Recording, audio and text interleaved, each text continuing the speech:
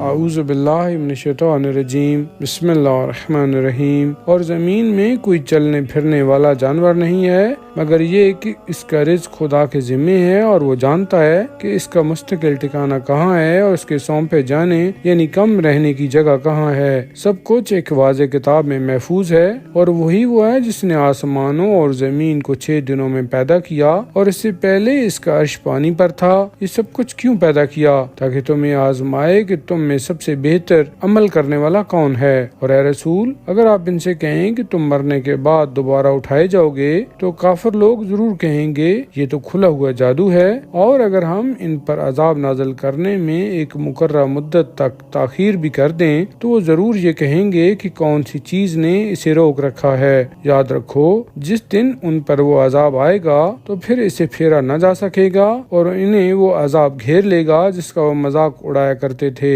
اگر ہم انسان کو اپنی طرف سے رحمت کا مزہ چکھائیں یعنی کسی نعمت سے نوازیں اور پھر اس سے چھین لیں تو بڑا مایوس اور بڑا ناشکرا ہو جاتا ہے، اور اگر ہم کسی سختی اور تکلیف کے پہنچنے کے بعد کسی نعمت اور راحت کا مزہ چکھائیں تو غافل ہو کر کہہ اٹھتا ہے کہ میری تمام برائیاں چلی گئیں، یعنی دکھ درد دور ہو گئے۔ بالیقین وہ انسان بڑا خوش ہونے والا، بڑا اترانے والا ہے۔ مگر ہاں، جو لوگ صبر کرتے ہیں اور نیک عمل کرتے ہیں وہ ایسے نہیں ہیں، بلکہ یہی وہ ہیں جن کے لیے بخشش ہے اور بہت بڑا اجر ہے۔ اے پیغمبر، آپ کی طرف جو وحی کی جاتی ہے تو کیا آپ کفار کی باتوں سے متاثر ہو کر اس کا کچھ حصہ چھوڑ دیں گے، اور کیا آپ کا سینہ تنگ ہو جائے گا کیونکہ وہ کہتے ہیں کہ ان پر کوئی خزانہ کیوں نہیں اتارا گیا، یا ان کے ساتھ کوئی فرشتہ کیوں نہیں آیا؟ آپ ہرگز ایسا نہیں کر سکتے اور نہ ہی کرنا چاہیے، کیونکہ آپ تو بس عذاب الہی سے ڈرانے والے ہیں، اور اللہ ہی ہر چیز پر نگہبان ہے۔ یا وہ یہ کہتے ہیں کہ اس شخص یعنی آپ نے یہ قرآن خود گھڑ لیا ہے۔ آپ فرمائیے، اگر تم اس دعویٰ میں سچی ہو تو تم بھی اس جیسی گھڑی ہوئی 10 صورتیں لے آؤ، اور بے شک اللہ کے سوا جس کو اپنی مدد کے لیے بلانا چاہتے ہو بلا لو۔ اے مسلمانوں، اب اگر وہ کفار تمہاری دعوت پر لبیک نہ کہیں تو پھر سمجھ لو کہ جو کچھ قرآن نازل کیا گیا ہے وہ اللہ کے علم و قدرت سے اتارا گیا ہے، اور یہ بھی سمجھ لو کہ اللہ کے سوا کوئی الہ نہیں ہے۔ اے کفار، بتاؤ کیا اب اسلام لاؤ گے اور یہ حقیقت تسلیم کرو گے؟ اور جو صرف دنیا کی زندگی اور اس کی زیب و زینت چاہتے ہیں تو ہم انہیں ان کی صحیح و عمل کی پوری جزا دیتے ہیں، اور ان کے ساتھ کوئی کمی نہیں کی جاتی۔ یہ وہ بد نصیب لوگ ہیں جن کے لیے آخرت کی زندگی میں دوزخ کی آگ کے سوا کچھ نہیں ہے، اور انہوں نے اس دنیا میں جو کچھ کیا تھا وہ سب عکارت ہو جائے گا، اور وہ جو کچھ کرتے ہیں سب باطل ہو جائے گا۔ کیا وہ شخص جو اپنے پروردگار کی طرف سے اپنی صداقت کی کھلی ہوئی دلیل رکھتا ہے اور جس کے پیچھے ایک گواہ بھی ہے جو اسی کا جز ہے، اور اس سے پہلے موسیٰ کی کتاب یعنی تورات بھی رحمت اور رہنمائی کے طور پر آ چکی ہے، یعنی اس کی تصدیق بھی کر رہی ہے، یہ لوگ اس پر ایمان لائیں گے، اور جو مختلف گروہوں میں اس کا انکار کرے گا اس کی وعدہ گاہ آتش دوزخ ہے۔ خبردار، تم اس کے بارے میں شک میں نہ پڑنا، وہ آپ کے پروردگار کی طرف سے برحق ہے، مگر اکثر لوگ حق پر ایمان نہیں لاتے۔ اور اس شخص سے بڑھ کر کون ظالم ہوگا جو اللہ پر جھوٹا بہتان باندھے؟ ایسے لوگ اپنے پروردگار کی بارگاہ میں پیش کیے جائیں گے اور گواہ گواہی دیں گے کہ یہ ہیں وہ لوگ جنہوں نے اپنے رب پر جھوٹا بہتان باندھا۔ خبردار، ان ظالموں پر اللہ کی لعنت ہے جو اللہ کی راہ سے اس کے بندوں کو روکتے ہیں اور اسے ٹیڑھا کرنا چاہتے ہیں اور آخرت کا انکار کرتے ہیں۔ یہ لوگ اللہ کو عاجز کرنے والے نہیں تھے، اور نہ خدا کے علاوہ ان کا کوئی مددگار اور کارساز تھا۔ ان کو 2 گنا عذاب ہوگا، کیونکہ یہ نہ حق بات سن سکتے ہیں اور نہ حقیقت دیکھ سکتے تھے۔ یہی وہ لوگ ہیں جنہوں نے اپنے آپ کو خسارے میں مبتلا کیا، اور وہ خلاف حق جو افطرا پردازیاں کیا کرتے تھے وہ سب ان سے گم ہو گئیں۔ بلا شبہ یہی لوگ آخرت میں سب سے زیادہ گھاٹا اٹھانے والے ہوں گے۔ بے شک جو لوگ ایمان لائے اور نیک عمل کیے اور عجز و نیاز کے ساتھ اپنے پروردگار کے حضور جھک گئے، یہی لوگ جنتی ہیں جو اس میں ہمیشہ رہیں گے۔ ان دونوں فریقوں کی مثال ایسی ہے جیسے ایک اندھا بہرا ہو اور دوسرا آنکھ اور کان والا، بتاؤ یہ دونوں برابر ہو سکتے ہیں؟ کیا تم غور و فکر نہیں کرتے؟ بے شک ہم نے نوح کو ان کی قوم کی طرف بھیجا، انہوں نے کہا لوگو میں تمہیں کھلا ہوا عذاب الہی سے ڈرانے والا ہوں، اور یہ کہ اللہ کے سوا کسی اور کی عبادت نہ کرو، ورنہ میں تمہارے بارے میں ایک ہولناک دن کے عذاب سے ڈرتا ہوں۔ اس پر ان کی قوم کے سردار جو کافر تھے کہنے لگے اے نوح ہم تو تمہیں اس کے سوا کچھ نہیں دیکھتے کہ تم ہم جیسے ایک انسان ہو، اور ہم تو یہی دیکھ رہے ہیں کہ جن لوگوں نے آپ کی پیروی کی ہے وہ ہم میں سے بالکل رذیل لوگ ہیں، اور انہوں نے بھی بے سوچے سمجھے سرسری رائے سے کی ہے، اور ہم تم میں اپنے اوپر کوئی برتری نہیں دیکھتے بلکہ تم لوگوں کو جھوٹا خیال کرتے ہیں۔ نوح نے کہا اے میری قوم کیا تم نے اس بات پر غور کیا ہے کہ اگر میں اپنے پروردگار کی طرف سے روشن دلی رکھتا ہوں اور اس نے مجھے اپنی رحمت بھی عطا فرمائی ہے جو تمہیں سجائی نہیں دیتی، تو کیا ہم زبردستی اسے تمہارے اوپر مسلط کر سکتے ہیں جبکہ تم اسے ناپسند کرتے ہو؟ اے میری قوم میں اس تبلیغی حق پر تم سے کوئی معاوضہ طلب نہیں کرتا، میرا معاوضہ اللہ کے ذمہ ہے، اور جو لوگ ایمان لائے ہیں وہ تمہاری نگاہ میں جس قدر پست ہوں میں ان کو اپنے پاس سے نہیں نکال سکتا، بے شک وہ اپنے پروردگار کی بارگاہ میں حاضری دینے والے ہیں، البتہ میں دیکھتا ہوں کہ تم جہالت سے کام لینے والے لوگ ہو۔ اے میری قوم اگر میں ان کو اپنے پاس سے نکال دوں تو اللہ کے مقابلے میں کون میری مدد کرے گا؟ کیا تم اتنا بھی غور نہیں کرتے اور نصیحت قبول نہیں کرتے؟ اور دیکھو میں تم سے یہ نہیں کہتا کہ میرے پاس اللہ کے خزانے ہیں، اور نہ یہ کہتا ہوں کہ میں غیب کا علم رکھتا ہوں، اور نہ یہ کہتا ہوں کہ میں کوئی فرشتہ ہوں، اور نہ ہی میں یہ کہتا ہوں کہ جن لوگوں کو تم حقارت کی نگاہ سے دیکھتے ہو کہ اللہ انہیں کوئی بھلائی عطا نہیں کرے گا، اللہ ہی بہتر جانتا ہے جو کچھ ان کے دلوں میں ہے، اگر میں ایسا کہوں تو ظالموں میں سے ہو جاؤں گا۔ ان لوگوں نے کہا اے نوح تم نے ہم سے بحث و تکرار کی ہے اور بہت کر لی، اس کا کوئی فائدہ نہیں ہے، اگر تم سچے ہو تو وہ عذاب ہمارے پاس لاؤ جس کی تم ہمیں دھمکی دیتے ہو۔ نوح نے کہا وہ عذاب تو اللہ ہی لائے گا جب چاہے گا، اور تم اسے عاجز نہیں کر سکتے، اگر اللہ تمہیں گمراہی میں چھوڑ دینا چاہے اور اس طرح تمہیں ہلاک کرنا چاہے تو میں جس قدر تمہیں نصیحت کرنا چاہوں میری نصیحت تمہیں کوئی فائدہ نہیں پہنچا سکتی، وہی تمہارا پروردگار ہے اور اس کی طرف تمہیں لوٹ کر جانا ہے۔ کیا وہ یہ کہتے ہیں کہ آپ نے یہ قرآن خود گھڑ لیا ہے؟ تو کہیے اگر میں نے یہ گھڑا ہے تو اس جرم کا وبال مجھ پر ہے، اور جو جرم تم کر رہے ہو اس سے میں بری و ذمہ ہوں۔ اور نوح کی طرف وحی کی گئی کہ ان لوگوں کے سوا جو ایمان لا چکے ہیں تمہاری قوم میں سے اور کوئی ایمان نہیں لائے گا، بس تم اس پر غمگین نہ ہو جو کچھ یہ لوگ کر رہے ہیں، اور ہماری نگرانی اور ہماری وحی کے مطابق ایک کشتی بناؤ، اور ظالموں کے بارے میں مجھ سے کوئی بات یعنی سفارش نہ کرنا، کیونکہ یقیناً یہ سب لوگ غرق ہو جانے والے ہیں۔ چنانچہ نوح کشتی بنانے لگے، اور جب بھی ان کی قوم کے سردار ان کے پاس سے گزرتے تو ان کا مذاق اڑاتے، وہ یعنی نوح علیہ السلام کہتے اگر آج تم ہمارا مذاق اڑاتے ہو تو کل کلاں ہم بھی تمہارا اسی طرح مذاق اڑائیں گے جس طرح تم اڑا رہے ہو، ان قریب تمہیں معلوم ہو جائے گا کہ کس پر عذاب آتا ہے جو اسے رسوا کر دے گا اور کس پر دائمی عذاب نازل ہوتا ہے، یہاں تک کہ جب ہمارا حکم آ گیا اور تنور نے جوش مارا یعنی ابل پڑا تو ہم نے نوح سے کہا کہ ہر قسم کے جوڑوں میں سے دو دو نر و مادہ کو اس کشتی میں سوار کر لو، اور اپنے گھر والوں کو بھی بجز ان کے جن کی ہلاکت کے بعد پہلے طے ہو چکی ہے، نیز ان کو بھی سوار کر لو جو ایمان لا چکے ہیں، اور بہت ہی تھوڑے لوگ ان کے ساتھ ایمان لائے تھے۔ نوح نے کہا کشتی میں سوار ہو جاؤ، اللہ کے نام کے سہارے، اس کا چلنا بھی ہے اور اس کا ٹھہرنا بھی، بے شک میرا پروردگار بڑا بخشنے والا بڑا رحم کرنے والا ہے۔ اور وہ کشتی انہیں ایسی موجوں یعنی لہروں میں سے لیے جا رہی تھی جو پہاڑوں جیسی تھی، اور نوح نے اپنے بیٹے کو آواز دی جو کہ الگ ایک گوشہ میں کھڑا تھا، اے میرے بیٹے ہمارے ساتھ کشتی میں سوار ہو جا اور کافروں کے ساتھ نہ ہو۔ اس نے کہا میں ابھی کسی پہاڑ پر پناہ لے لوں گا جو مجھے پانی سے بچائے گا۔ نوح نے کہا بیٹا آج اللہ کے امر یعنی عذاب سے کوئی بچانے والا نہیں ہے سوائے اس کے جس پر وہ اللہ رحم فرمائے۔ اور پھر اچانک ان کے درمیان موج حائل ہو گئی، بس وہ ڈوبنے والوں میں سے ہو گیا۔ اور ارشاد ہوا اے زمین اپنا پانی نگل لے اور اے آسمان تھم جا، اور پانی اتر گیا اور معاملہ طے کر دیا گیا، اور کشتی کوہ جودی پر ٹھہر گئی، اور کہا گیا ہلاکت و ظلم کرنے والوں کے لیے۔ اور نوح نے اپنے پروردگار کو پکارا اور کہا اے میرے پروردگار، میرا بیٹا میرے اہل میں سے ہے، اور یقیناً تیرا وعدہ سچا ہے، اور تو سب فیصلہ کرنے والوں سے بہتر فیصلہ کرنے والا ہے۔ ارشاد ہوا اے نوح، وہ تیرے علم میں سے نہیں ہے، وہ تو مجسم عمل بد ہے، بس جس چیز کا تمہیں علم نہیں ہے اس کے بارے میں مجھ سے سوال نہ کر، میں تم میں نصیحت کرتا ہوں کہ جاہلوں میں سے نہ ہو جانا۔ عرض کیا اے میرے پروردگار، میں اس بات سے تیری بارگاہ میں پناہ مانگتا ہوں کہ میں تجھ سے ایسی چیز کا سوال کروں جس کا مجھے علم نہیں ہے، اور اگر تو نے مجھے نہ بخشا اور مجھ پر رحم نہ کیا تو میں نقصان اٹھانے والوں میں سے ہو جاؤں گا۔ ارشاد ہوا اے نوح اترو، ہماری طرف سے سلامتی اور برکتیں ہوں تم پر اور ان گروہوں پر جو تمہارے ساتھ ہیں،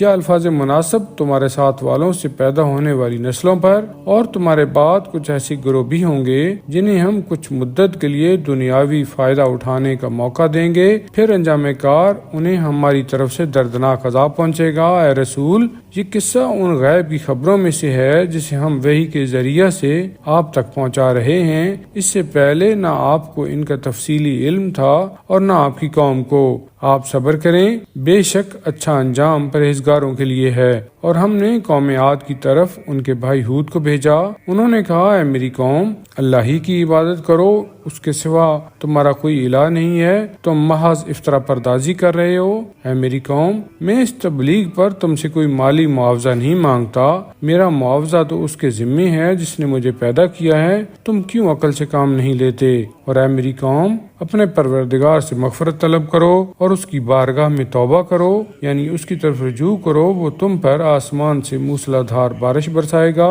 اور تمہاری موجودہ قوت میں مزید اضافہ کر دے گا، اور میری دعوت سے جرم کرتے ہوئے منہ نہ موڑو۔ انہوں نے کہا اے ہود، تم ہمارے پاس کوئی کھلی ہوئی دلیل لے کر نہیں آئے، اور ہم تمہارے کہنے سے اپنے خداؤں کو چھوڑنے والے نہیں ہیں، اور نہ ہی ہم آپ کی بات تسلیم کرنے والے ہیں، ہم تو بس یہی کہتے ہیں کہ ہمارے خداؤں میں سے کسی خدا نے آپ کو کچھ دماغی نقصان پہنچا دیا ہے۔ انہوں یعنی یہود علیہ السلام نے ان لوگوں کو کہا کہ میں اللہ کو گواہ ٹھہراتا ہوں اور تم بھی گواہ رہو کہ میں ان سے بیزار ہوں جن کو تم نے حقیقی خدا کو چھوڑ کر اس کا شریک بنا رکھا ہے۔ تم سب مل کر میرے خلاف اپنی تدبیریں کر لو اور مجھے ذرا بھی مہلت نہ دو۔ میرا بھروسہ اللہ پر ہے جو میرا بھی پروردگار ہے اور تمہارا بھی۔ کوئی بھی چلنے پھرنے والا ایسا جاندار نہیں جس کی چوٹی اس کے قبضہ قدرت میں نہ ہو، یقیناً میرا پروردگار عدل و انصاف کی سیدھی راہ پر ہے۔ اس پر بھی اگر تم روگردانی کرو تو جو پیغام دے کر مجھے تمہاری طرف بھیجا گیا تھا وہ میں نے تمہیں پہنچا دیا ہے، یعنی حجت تمام کر دی ہے۔ اب اگر تم نے یہ پیغام قبول نہ کیا تو میرا پروردگار تمہاری جگہ کسی اور قوم کو لائے گا اور تم اس کو کچھ بھی نقصان نہیں پہنچا سکو گے۔ بے شک میرا پروردگار ہر چیز پر نگہبان و نگران ہے۔ اور جب ہمارا حکم یعنی عذاب آ گیا تو ہم نے اپنی خاص رحمت سے ہود کو اور ان لوگوں کو جو ان کے ساتھ ایمان لائے تھے نجات دے دی اور انہیں ایک سخت عذاب سے بچا لیا۔ اور یہ ہے قوم عاد جس نے جان بوجھ کر اپنے پروردگار کی آیتوں یعنی نشانیوں کا انکار کیا اور اس کے رسولوں کی نافرمانی کی اور ہر سرکش اور دشمن حق کی اطاعت کی۔ اس کی پاداش میں اس دنیا میں ان کے پیچھے لعنت لگا دی گئی اور آخرت میں بھی آگاہ ہو جاؤ کہ قوم عاد نے اپنے پروردگار کا انکار کیا، سو ہلاکت اور بربادی ہے ہود کی قوم عاد کے لیے۔ اور ہم نے قوم سمود کی طرف ان کے بھائی صالح کو بھیجا، انہوں نے کہا اے میری قوم، اللہ کی عبادت کرو، اس کے سوا تمہارا کوئی الہ نہیں ہے، اسی نے تمہیں زمین سے پیدا کیا اور اسی نے تمہیں اس میں آباد کیا، لہٰذا اس سے مغفرت طلب کرو اور اس کی جناب میں توبہ کرو، بے شک میرا پروردگار قریب بھی ہے اور مجیب یعنی دعاؤں کا قبول کرنے والا بھی۔ انہوں نے کہا اے صالح، اس سے پہلے تو ہمارے اندر ایک ایسا شخص تھا جس سے بڑی امیدیں وابستہ تھیں، کیا تم ہمیں اس سے روکتے ہو کہ ہم ان معبودوں کی پرستش نہ کریں جن کی ہمارے باپ دادا پرستش کیا کرتے تھے، اور ہمیں تو اس بات میں بڑا ہی شک ہے جس کی طرف تم ہمیں دعوت دیتے ہو۔ صالح نے کہا اے میری قوم، کیا تم نے کبھی اس بات پر غور کیا ہے کہ اگر میں اپنے پروردگار کی طرف سے ایک روشن دلیل پر ہوں اور اس نے مجھے اپنی خاص رحمت بھی عطا فرمائی ہے تو اگر میں اس کی نافرمانی کروں تو اس کے مقابلہ میں کون میری مدد کرے گا؟ تم تو میرے خسارے میں اضافہ کے سوا اور کچھ نہیں کر سکتے، اور اے میری قوم، یہ اللہ کی خاص اونٹنی ہے جو تمہارے لیے ایک خاص نشانی یعنی معجزہ ہے، بس اسے آزاد چھوڑ دو تاکہ اللہ کی زمین میں سے کھائے، اور خبردار اسے کسی قسم کی اذیت نہ پہنچانا، ورنہ بہت جلد عذاب تمہیں آ پکڑے گا۔ بس ان لوگوں نے اس کی کونچیں کاٹ دیں یعنی اسے مار ڈالا۔ تب صالح نے کہا کہ اب 3 دن تک اپنے گھروں میں فائدہ اٹھا لو یعنی کھا پی لو، یہ وہ وعدہ ہے جو جھوٹا نہیں ہے۔ بس جب ہمارا حکم یعنی عذاب آ گیا تو ہم نے اپنی رحمت سے صالح اور اس کے ساتھ ایمان لانے والوں کو نجات دے دی اور اس دن کی رسوائی سے بچا لیا۔ بے شک پروردگار بڑا طاقتور، بڑا زبردست ہے۔ اور وہ لوگ جنہوں نے ظلم کیا تھا ان کو ایک زوردار کڑک نے آ پکڑا، وہ اس طرح اپنے گھروں میں اوندے پڑے رہ گئے کہ گویا وہ کبھی ان گھروں میں بسے ہی نہ تھے۔ آگاہ ہو جاؤ، قوم سمود نے اپنے پروردگار کا انکار کیا۔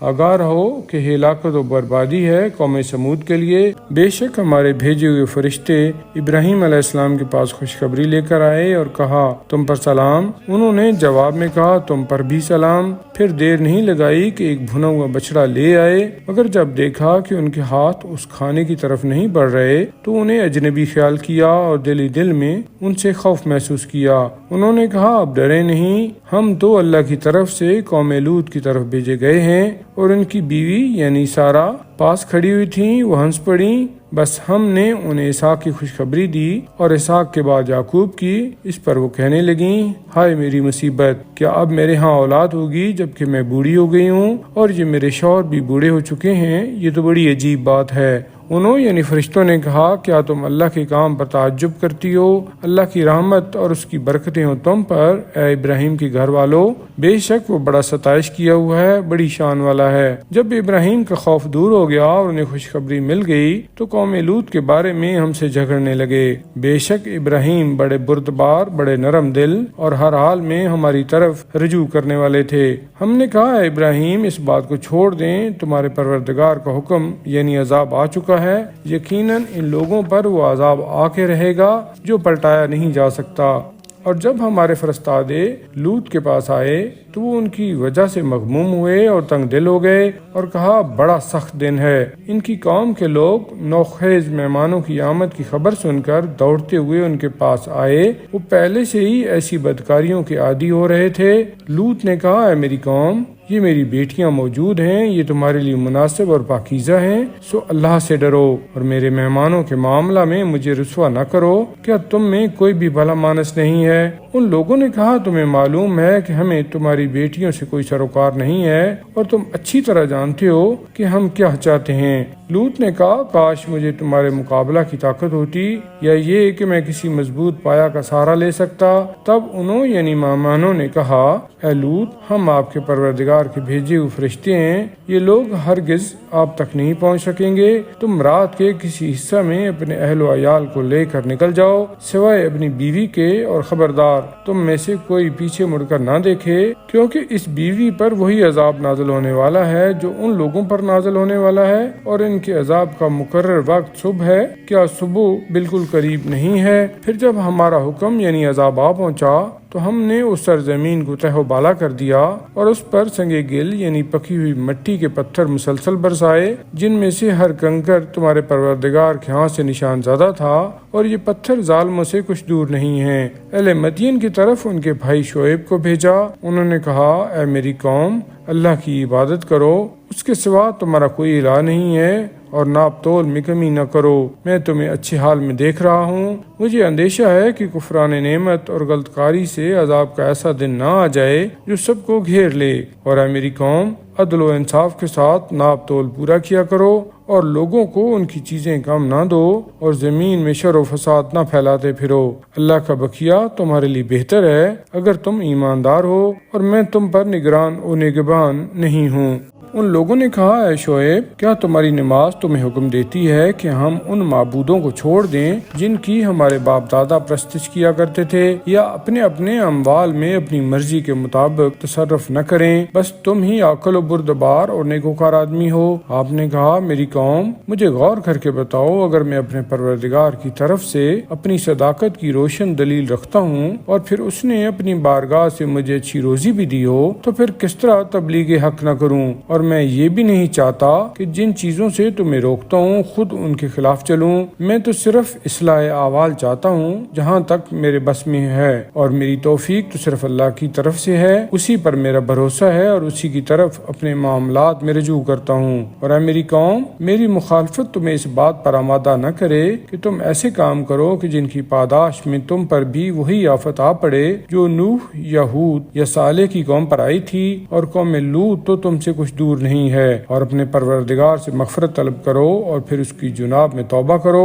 یعنی اس کی طرف رجوع کرو، بے شک میرا پروردگار بڑا رحم کرنے والا بڑا محبت کرنے والا ہے۔ ان لوگوں نے کہا اے شعیب تم جو کچھ کہتے ہو اس میں سے اکثر باتیں تو ہماری سمجھ میں نہیں آتی، اور ہم تمہیں اپنے درمیان ایک کمزور آدمی دیکھتے ہیں، اور اگر تمہارا قبیلہ نہ ہوتا تو ہم تمہیں سنسار کر دیتے اور تم ہم پر غالب نہیں ہو۔ آپ نے کہا اے میری قوم کیا میرا قبیلہ تمہارے نزدیک اللہ سے زیادہ معزز ہے، یعنی اللہ سے زیادہ طاقتور ہے جسے تم نے پس پشت ڈال دیا ہے؟ یاد رکھو تم جو کچھ کر رہے ہو میرا پروردگار اس کا علمی احاطہ کیے ہوئے ہے۔ اور اے میری قوم تم اپنی جگہ اور اپنے طریقہ پر عمل کیے جاؤ، میں اپنی جگہ اور اپنے طریقہ پر عمل کر رہا ہوں، ان قریب تمہیں معلوم ہو جائے گا کہ کس پر وہ عذاب آتا ہے جو اسے رسوا کر دے گا اور کون جھوٹا ہے، اور تم انتظار کرو میں بھی تمہارے ساتھ انتظار کرتا ہوں۔ اور جب ہمارا حکم یعنی عذاب آیا تو ہم نے اپنی خاص رحمت سے شعیب کو اور ان کو جو آپ کے ساتھ ایمان لائے تھے نجات دے دی، اور جن لوگوں نے ظلم کیا تھا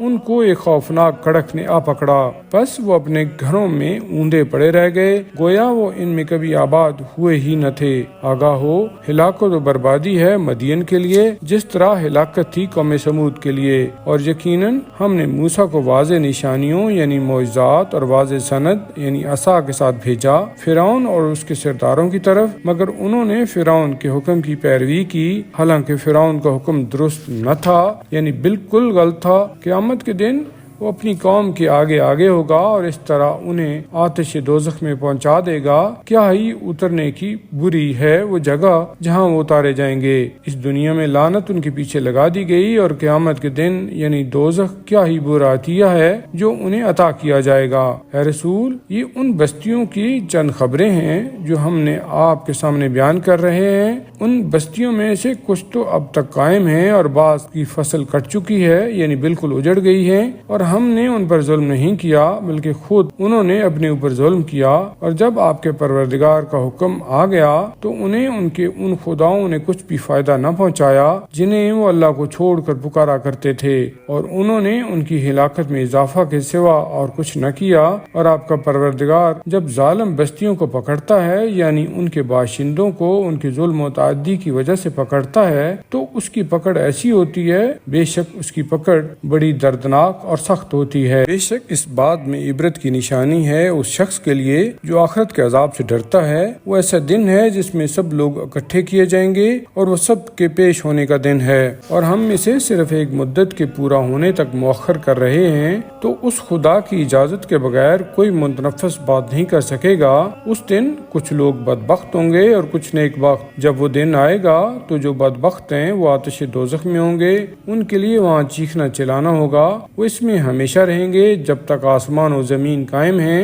الا یہ کہ آپ کا پروردگار کچھ اور چاہے۔ بے شک آپ کا پروردگار قادر مختار ہے، جو چاہتا ہے کر گزرتا ہے، اور جو نیک بخت ہیں وہ بہشت میں ہوں گے، وہ اس میں ہمیشہ ہمیشہ رہیں گے جب تک آسمان و زمین قائم ہیں، الا یہ کہ آپ کا پروردگار کچھ اور چاہے۔ یہ وہ عطیہ ہے جو کبھی منقطع نہیں ہوگا۔ اے رسول جن کی یہ مشرک لوگ عبادت کرتے ہیں آپ ان کے باطل پرست ہونے میں کسی شک میں نہ رہیں، یہ اسی طرح قرآنہ عبادت کر رہے ہیں جس طرح ان سے پہلے ان کے باپ دادا کرتے تھے، اور ہم ان کو ان کے نتائج اعمال کا پورا حصہ دیں گے جس میں کوئی کمی نہیں کی جائے گی۔ اور بے شک ہم نے موسیٰ کو کتاب عطا کی تو اس میں اختلاف کیا گیا، اور اگر آپ کے پروردگار کی طرف سے ایک بات پہلے سے طے نہ کر دی گئی ہوتی کہ سزا دینے میں جلدی نہیں کرنی تو کبھی کا ان کے درمیان فیصلہ کر دیا جاتا، اور وہ اس عذاب کے بارے میں تردد انگیز شک میں مبتلا ہیں، اور یقیناً آپ کا پروردگار ان سب کو ان کے اعمال کا بدلہ پورا دے گا۔ بے شک جو کچھ یہ لوگ کر رہے ہیں خدا اس سے پوری طرح باخبر ہے۔ بس اے رسول، جس طرح آپ کو حکم دیا گیا ہے آپ خود اور وہ لوگ بھی جنہوں نے کفر و عصیان سے توبہ کر لی ہے اور آپ کے ساتھ ہیں، یعنی راہ راست پر ثابت قدم رہیں اور حد سے نہ بڑھیں۔ یقین کرو کہ تم جو کچھ کرتے ہو وہ اللہ اسے دیکھ رہا ہے، اور خبردار ظالموں کی طرف مائل نہ ہونا،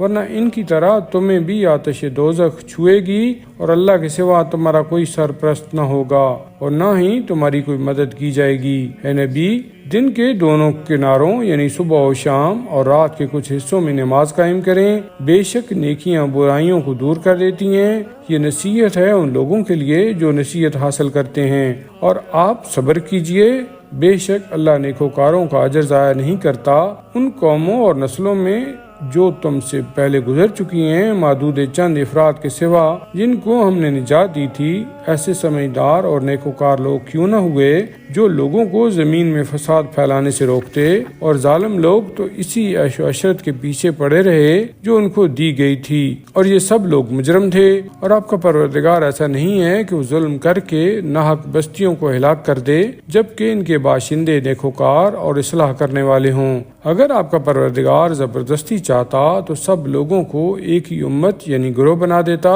مگر اپنی حکمت کاملہ سے اس نے ایسا نہیں کیا، لہٰذا یہ لوگ ہمیشہ آپس میں اختلاف کرتے رہیں گے سوائے اس کے جس پر آپ کا پروردگار رحم فرمائے، اور اسی رحمت کے لیے تو ان کو پیدا کیا ہے۔ اور آپ کے پروردگار کی بات پوری ہو گئی کہ میں جہنم کو تمام جنوں اور انسانوں سے بھر دوں گا۔ اور اے رسول، پیغمبروں کے قصوں میں سے یہ سب قصے جو ہم آپ کو سناتے ہیں یہ اس لیے ہے کہ ہم آپ کے دل کو مضبوط کر دیں، اور پھر ان قصوں کے اندر تمہارے پاس حق آ گیا، اور اہل ایمان کے لیے پند و موعظہ اور نصیحت و یاد دہانی ہے۔ اور اے پیغمبر، جو لوگ ایمان نہیں لاتے ان سے کہہ دیجئے تم اپنی جگہ اور اپنے طور پر کام کرو، اور ہم اپنی جگہ اور اپنے طور پر کام کر رہے ہیں، تم بھی نتیجہ کا انتظار کرو، ہم بھی انتظار کرتے ہیں۔ اور آسمانوں اور زمین کا علم غیب اللہ ہی سے مخصوص ہے، اور اسی کی طرف تمام معاملات کی بازگشت ہے، تو آپ اسی کی عبادت کریں اور اسی پر بھروسہ کریں، اور آپ کا پروردگار اس سے غافل نہیں ہے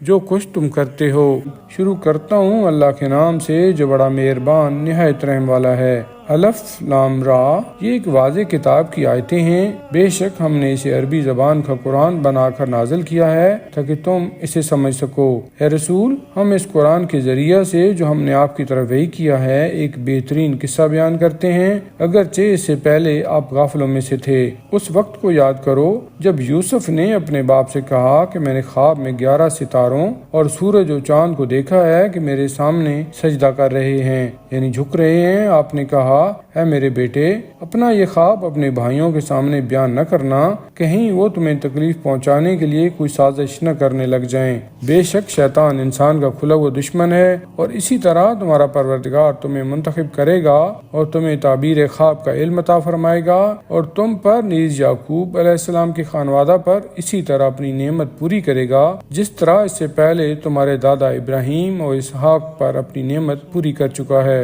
بے شک آپ کا پروردگار بڑا علم والا، بڑا حکمت والا ہے۔ بے شک یوسف اور اس کے بھائیوں کے قصہ میں پوچھنے والوں کے لیے غیب کی بڑی نشانیاں ہیں۔ جب انہوں یعنی یوسف علیہ السلام کے سوتیلے بھائیوں نے آپس میں کہا کہ باوجود یہ کہ ہم پوری جماعت ہیں مگر یوسف اور اس کا سگا بھائی بنیامین ہمارے باپ کو زیادہ پیارے ہیں، بے شک ہمارے باپ کھلی ہوئی غلطی پر ہیں، یوسف کو قتل کر دو یا کسی اور سرزمین میں پھینک دو تاکہ تمہارے باپ کا رخ یعنی توجہ صرف تمہاری طرف ہو جائے، اس کے بعد تم بھلے آدمی ہو جاؤ گے، یعنی تمہارے سب کام بن جائیں گے۔ ان یعنی برادران یوسف میں سے ایک نے کہا کہ یوسف کو قتل نہ کرو، البتہ اگر کچھ کرنا ہے تو اسے کسی اندھے کنویں میں ڈال دو، مسافروں کا کوئی قافلہ اسے اٹھا لے جائے گا۔ اس قرارداد کے بعد انہوں نے کہا، اے ہمارے والد، کیا بات ہے کہ آپ یوسف کے بارے میں ہمارا اعتبار نہیں کرتے، حالانکہ ہم تو اس کے بڑے خیر خواہ ہیں۔ کل اسے ہمارے ساتھ بھیج دیجئے تاکہ وہ کچھ کھائے پیے اور کھیلے کودے،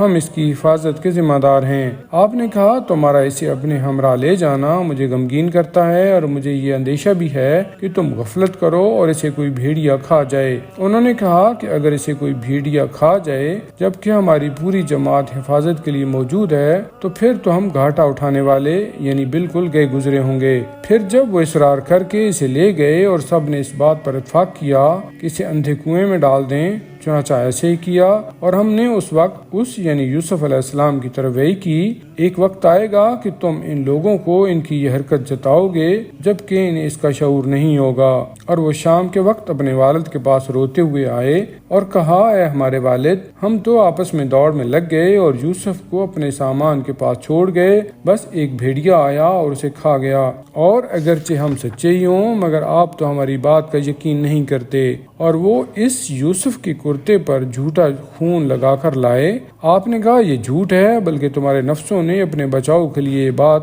گھڑ کر تمہیں خوشنما دکھا دی ہے۔ بہرحال اس سانیہ پر صبر کرنا ہی بہتر ہے، اور جو کچھ تم بیان کر رہے ہو اس سلسلے میں اللہ ہی سے مدد مانگی جا سکتی ہے۔ اور ایک قافلہ آیا اور وہاں اترا تو انہوں نے پانی لانے کے لیے اپنا سکا بھیجا، پس اس نے جو ہی اپنا ڈول ڈالا تو یوسف اس میں بیٹھ کے جب ڈول کھینچا تو پکار اٹھا، مبارکباد، یہ تو ایک لڑکا ہے۔ اور ان لوگوں نے اسے سرمایہ تجارت سمجھ کر چھپا رکھا، اور وہ لوگ جو کچھ کر رہے تھے اللہ اس سے خوب واقف تھا۔ اور ادھر برادران یوسف بھی آ پہنچے اور یوسف کو اپنا غلام ظاہر کر کے بالکل کم قیمت پر یعنی گنتی کے چند درہموں کے عوض بیچ ڈالا، اور ان بھائیوں کو اس میں کوئی دلچسپی نہ تھی بلکہ اس سے بیزار تھے۔ اور پھر اس قافلے والوں سے مصر کے جس شخص یعنی عزیز مصر نے اسے دوبارہ خریدا تھا، اس نے اپنی بیوی زلیخا سے کہا، اسے عزت کے ساتھ رکھنا، ہو سکتا ہے کہ ہمیں کچھ فائدہ پہنچائے یا ہم اسے اپنا بیٹا بنا لیں۔ اور اسی طرح حکمت عملی سے ہم نے اس یعنی یوسف علیہ السلام کو سرزمین مصر میں تمکین دی یعنی زمین ہموار کی تاکہ اسے اقتدار کے لیے منتخب کریں اور خوابوں کی تعبیر کا علم عطا کریں، اور اللہ اپنے ہر کام پر غالب ہے یعنی اس کے انجام دینے پر قادر ہے، لیکن اکثر لوگ یہ حقیقت نہیں جانتے۔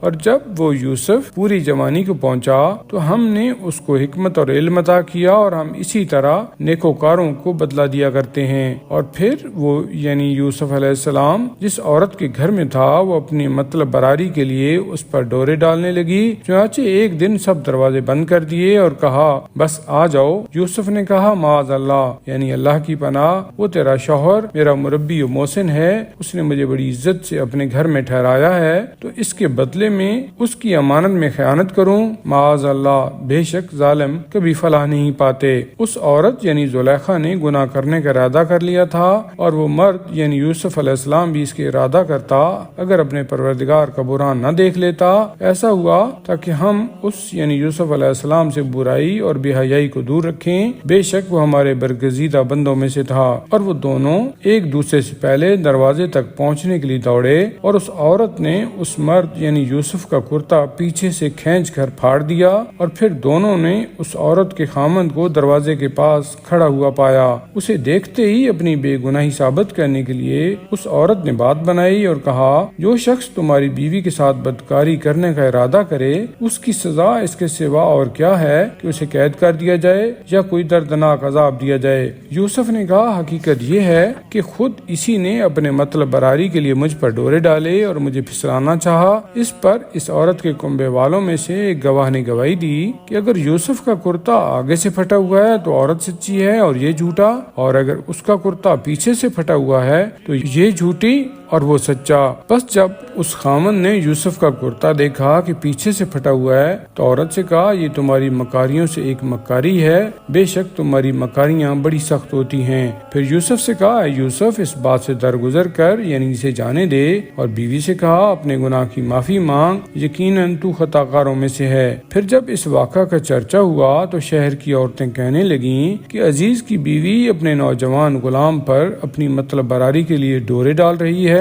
اس کی محبت اس کے دل کی گہرائیوں میں اتر گئی ہے، ہم تو اسے سری غلطی میں مبتلا دیکھتی ہیں۔ جب زلیخا نے ان عورتوں کی یہ مکارانہ باتیں سنی تو اس نے انہیں بلوا بھیجا اور ان کے لیے مسندیں لگا دیں اور ہر ایک کو پھل کاٹنے کے لیے ایک چھری دے دی۔ پھر جب وہ کاٹ کر کھانے لگیں تو اس نے یوسف سے کہا ذرا ان کے سامنے نکل آ۔ بس جب انہوں نے دیکھا تو حسن و جمال میں انہیں بڑا ہوا پایا، لہذا حیران رہ گئیں اور پھل کی بجائے اپنے ہاتھ کاٹ بیٹھیں، یعنی احساس تک نہ ہوا، اور بے ساختہ کہہ اٹھیں ماشاء اللہ یہ انسان نہیں ہے بلکہ کوئی معزز فرشتہ ہے۔ عزیز کی بیوی نے کہا یہی وہ ہے جس کے بارے میں تم میری ملامت کرتی تھی، بے شک میں نے اس پر ڈورے ڈالے اور پھسلانے کی کوشش کی مگر وہ بچا ہی رہا۔ ہاں البتہ اب برملا کہتی ہوں کہ اگر اس نے وہ نہ کیا جس کا میں اسے حکم دیتی ہوں تو پھر اسے ضرور قید کر دیا جائے گا اور ضرور ذلیل بھی ہوگا۔ یوسف نے بات سن کر کہا اے میرے پروردگار، اس کام کی نسبت جس کی یہ مجھے دعوت دے رہی ہیں مجھے قید خانہ پسند ہے، اور اگر تو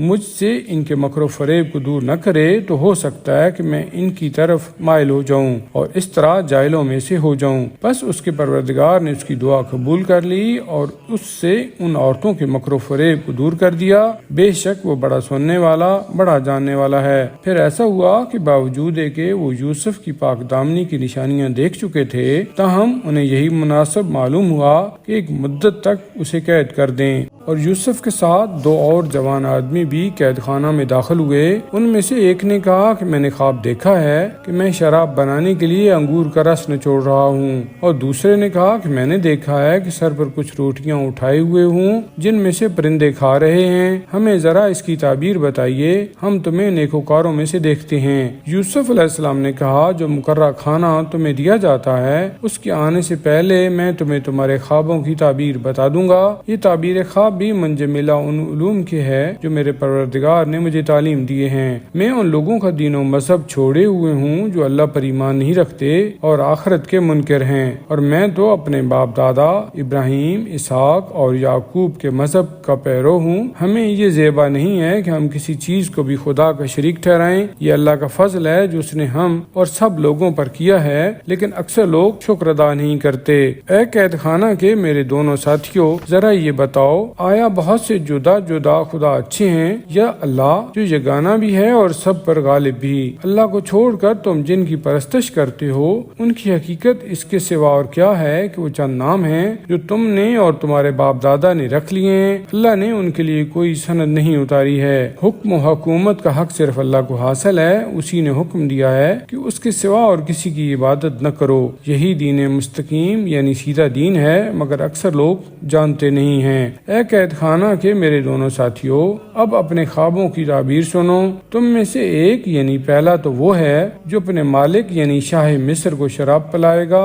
اور جو دوسرا ہے اسے سولی پر لٹکایا جائے گا اور پرندے اس کے سر کو نوچ نوچ کر کھائیں گے۔ اس بات کا فیصلہ ہو چکا جس کے بارے میں تم دریافت کرتے ہو۔ اور یوسف نے اس شخص سے کہا جس کے متعلق وہ سمجھتے تھے کہ ان دونوں میں سے رہا ہو جائے گا کہ اپنے مالک سے میرا تذکرہ بھی کر دینا، لیکن شیطان نے اسے اپنے مالک سے یہ تذکرہ کرنا بھلا دیا۔ بس یوسف کئی سال قید خانہ میں پڑا رہا۔ کچھ مدت کے بعد بادشاہ نے کہا کہ میں نے خواب میں 7 موٹی تازی گائیں دیکھی ہیں جنہیں 7 دبلی پتلی گائیں کھا رہی ہیں، اور 7 بالیاں ہری ہیں اور 7 دوسری سوکھی۔ اے سردارو یعنی درباریو، اگر تم خواب کی تعبیر دے سکتے ہو تو پھر مجھے میرے خواب کی تعبیر بتاؤ۔ انہوں نے کہا یہ تو پریشان خواب و خیالات ہیں جن کی کوئی خاص تعبیر نہیں ہوتی، اور ہم خواب آئے پریشان کی تعبیر نہیں جانتے۔ اس وقت وہ شخص جو ان 2 قیدیوں میں رہا ہوا تھا اور مدت کے بعد اسے یوسف کا پیغام یاد آیا تھا بولا